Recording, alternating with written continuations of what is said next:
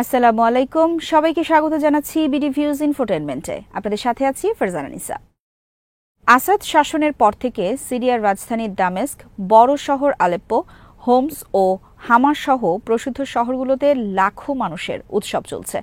বাশার আল আসাদের দুযুগের স্বৈর শাসন আর আসাদ পরিবারের 5 দশকের শাসনের অবসানে সিরিয়াবাসীর দীর্ঘদিনের স্বপ্ন যেন পূরণ হয়েছে। তবে অনেকেই বলছিলেন, সিরিয়া থেকে আসাদ পালিয়ে যাওয়ায় এবং বিদ্রোহীদের হাতে দেশটি চলে যাওয়ায় ইসরায়েলের লাভ হয়েছে আর ফিলিস্তিনিদের মুক্তি সংগ্রাম আরও ক্ষতিগ্রস্ত হয়েছে। আসলেই কি তাই? জানবো এবারের প্রতিবেদনে। هو في الشباب عندهم صار خبرة كثير عالية، يعني بدأوا العمل من لا شيء।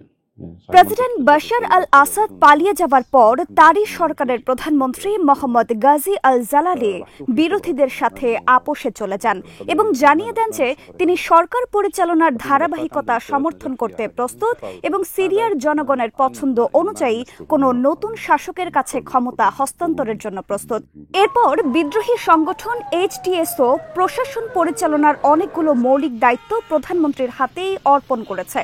বিদ্রোহী নেতা আহমেদ আল শারা ওরফে আবু মোহাম্মদ আল জুলানি নামে পরিচিত তার সংগঠনের সদস্যদেরকে জনসাধারণের প্রতিষ্ঠানগুলো সুরক্ষা করার আদেশ দেন।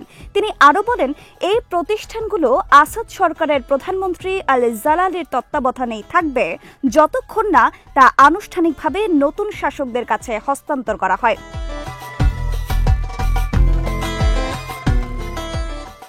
একই সময়ে বিদ্রোহীরা আল আসাদের কারাগার থেকে হাজার হাজার রাজনৈতিক বন্দী মুক্তি দিয়েছে। রহস্যজনকভাবে এই বন্দীদের মাঝে ফিলিস্তিনি বন্দীরাও রয়েছেন। ফিলিস্তিনিরা, যার মধ্যে হামাস এবং এর সামরিক শাখা আল কাসাম ব্রিগেডসের সদস্যরাও আছেন। তবে সিসিটিভি ক্যামেরায় আরও শতাধিক বন্দীর মুক্তির দৃশ্য দেখা গেছে, যদিও বাস্তবে তাদের খোঁজ পাওয়া যাচ্ছে না।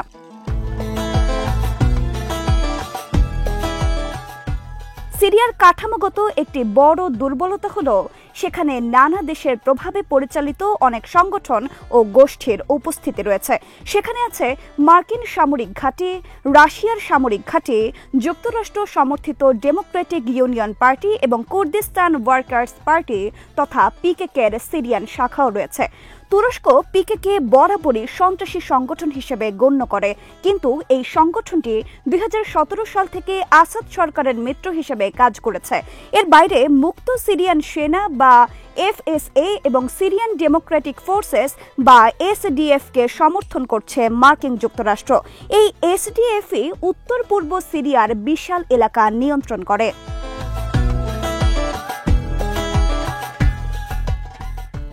অন্যদিকে হায়াত তাহরির আল শাম বা এইচটিএস বর্তমানে সিরিয়ার সবচেয়ে বড় বিরোধী শক্তি। এটি আসাদ সরকারের পতন ঘটিয়েছে এবং দেশের বেশিরভাগ অংশ দখল করেছে, যার মধ্যে আল কুনৈত্রা শহরও অন্তর্ভুক্ত, যা একটি বাফার অঞ্চল এবং ইসরায়েল দখলকৃত গোলান হাইটস থেকে সিরিয়াকে আলাদা করে। এখন প্রশ্ন হল, সিরিয়ায় পরিবর্তনগুলো ফিলিস্তিনিদের উপর কিভাবে প্রভাব ফেলবে? কিছু পর্যবেক্ষক যারা বিশ্বাস করেন যে আল আসাদ একটি প্রতিরোধ অক্ষের অংশ ছিলেন, যে অক্ষের মধ্যে ইরান, ইরাক, ইয়েমেন, লেবানন এবং গাজা ছিল, তাদের ধারণা যে আল আসাদকে উৎখাত করা ফিলিস্তিনিদের জন্য ক্ষতিকর হবে।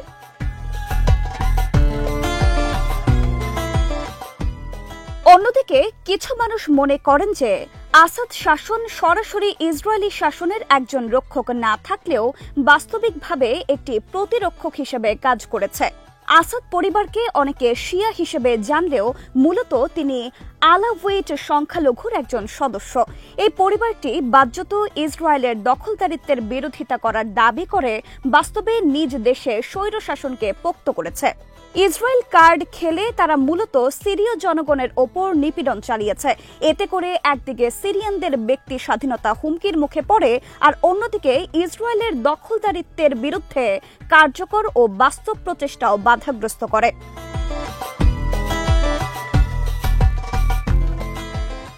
মূলত আসাদ পরিবারের এই দায়সারা ভূমিকাটি ছিল একটি বিচ্ছিন্নকরণ চুক্তির অংশ ছিল, যা 1974 সালে আসাদ সরকার এবং ইসরায়েলের মধ্যে স্বাক্ষরিত হয়।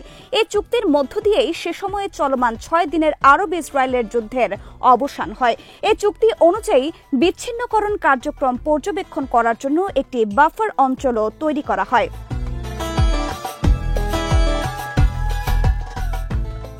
আসাদ সরকার বরাবরই মার্কিন প্ররোচিত এই চুক্তিটি অনুসরণ করেছিল, কিন্তু ইসরায়েল বরাবরই এই চুক্তিটি লঙ্ঘন করেই এসেছে।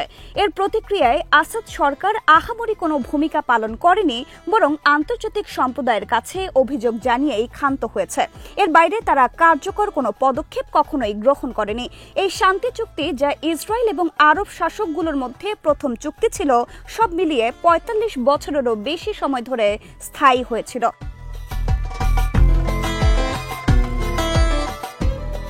এই সময়কালে আসাদ শাসন সিরিয়াকে ইসরায়েল এবং আরব ও মুসলিম দেশগুলোর মধ্যে একটি বাফার অঞ্চলে পরিণত করে। ইরানের সাথে বিদ্যমান সম্পর্কটিকে সিরিয়া সরকার বরাবরই ইসরায়েলের বিরুদ্ধে প্রতিরোধ প্রয়াস সংযত করার অজুহাত হিসেবে ব্যবহার করেছিল। আসাদ শাসন এমনকি ১৯৮০ সালের গোড়ার দিকে ইসরায়েল যখন গোলান হাইটসকে নিজেদের মধ্যে সংযুক্ত করে নেয়, তা সরাসরি ১৯৭৪ সালের চুক্তির স্পষ্ট লঙ্ঘন হলেও আসাদ সরকার কখনো এর বিরুদ্ধে কোনো পদক্ষেপ নেয়নি।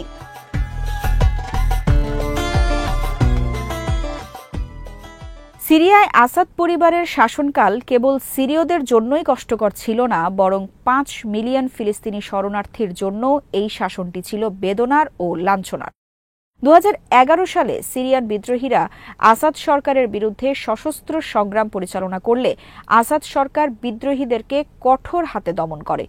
এ সময় অসংখ্য ফিলিস্তিনি হত্যা, আটক, জোরপূর্বক গায়েব করা এবং বাস্তুচ্যুতির শিকার হয়। আর আসাদ সরকারের পতন হওয়ার পরপরই ৬০০-র বেশি ফিলিস্তিনি কারাগার থেকে মুক্তি পেয়েছেন, যার মধ্যে হামাসের সামরিক শাখা আল কাসসাম ব্রিগেডসের সদস্যরাও রয়েছেন। হামাস যোদ্ধারা কখনোই সিরিয়া থেকে ইসরায়েলি দখলদারিত্বের বিরুদ্ধে সক্রিয় কার্যক্রম পরিচালনা করেনি, এরপরও আসাদ সরকার তাদের আটক করেছিল।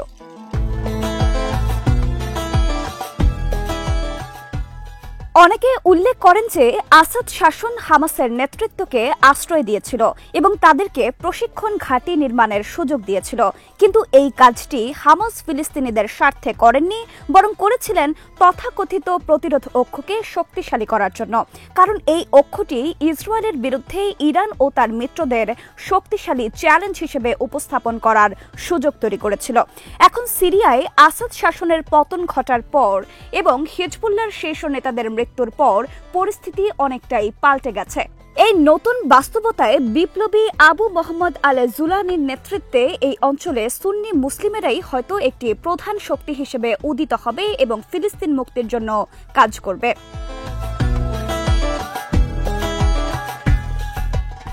অনেকে দাবি করেছেন যে আল জুলানি একজন চরমপন্থী এবং তার নেতৃত্বে সিরিয়ার বিদ্রোহীরা বিশৃঙ্খলা ও অস্থিতিশীলতা সৃষ্টি করবে, পাশাপাশি শরিয়া আইনেরও ভুলভাবে উপস্থাপন হবে। বাস্তবতায় এর বিপরীত কিছুও ঘটতে পারে, কারণ আল জুলানি এরই মধ্যে মার্কিন যুক্তরাষ্ট্র সমর্থিত আল কায়দা ত্যাগ করেছেন, অধিকাংশ মধ্যপন্থী এবং কার্যকর বিদ্রোহী গোষ্ঠীকে একত্রিত করেছেন এবং ইদলিবে একটি স্থিতিশীল নিয়ন্ত্রণ প্রতিষ্ঠা করেছেন। তার শাসনকৃত এলাকায় দেখা যাচ্ছে যে সংখ্যালঘুরা সম্মানিত হচ্ছে, মানুষও স্বতঃস্ফূর্তভাবে শরিয়া আইন মেনে চলে। মূলত শরিয়া আইন সেখানেই বাস্তবায়িত হয় যেখানে মানুষ তা মানতে চায়, যেখানে মানুষ শরিয়া আইন প্রত্যাখ্যান করে সেখানে তা বাস্তবায়িত হয় না। আর শরিয়া আইন নিয়ে অনেক বিভ্রান্তিও রয়েছে। তবে সত্য কথা হলো, শরিয়া আইন চালু হলে অন্য ধর্মাবলম্বীরাও নিজ নিজ ধর্ম পালনের সুযোগ পায়।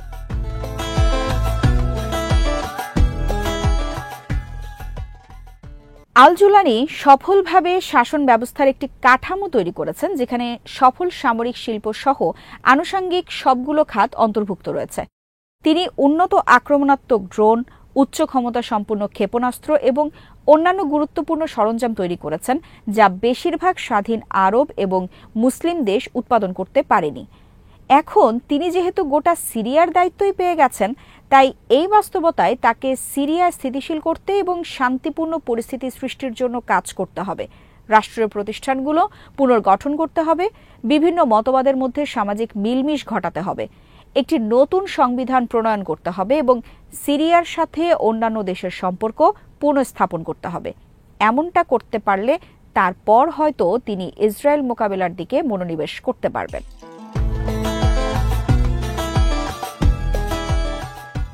অস্থিতিশীল কোনো দেশ তার দুর্বল রাজনৈতিক এবং সামাজিক ব্যবস্থা নিয়ে কোনো দেশের সাথে যুদ্ধ করতে পারে না, এমনকি পৃথিবীর সবচেয়ে দুর্বল দেশটির সাথেও না। আর জুলানির সাথে যেহেতু গোলান হাইটসের নারীর সম্পর্ক রয়েছে, তাই আশা করা যায় যে তিনি কখনো গোলান হাইটসের স্বার্থ বিকিয়ে দেবেন না।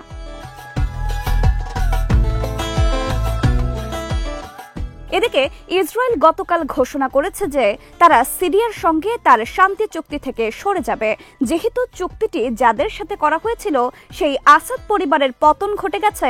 তাই ভিন্ন বাস্তবতায় ইসরায়েলি সেনাদেরকে গোলান হাইটসে বাফার অঞ্চল, মাউন্ট হারমন এবং আল কুনাইত্রা প্রদেশের কয়েকটি এলাকা দখল করতে নির্দেশ দিয়েছে। এই পরিস্থিতি আল জুলানিকে ইসরায়েলের ব্যাপারে মনোযোগী হতে বাধ্য করছে। সিরিয়ায় পরিস্থিতি এমন যে ইসরায়েল এবং তার সব মিত্ররা এটিকে ধ্বংস করার জন্যই কাজ করছে।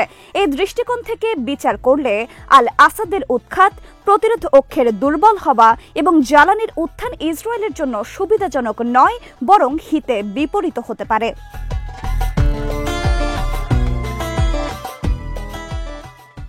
আজ এখানেই শেষ করছি।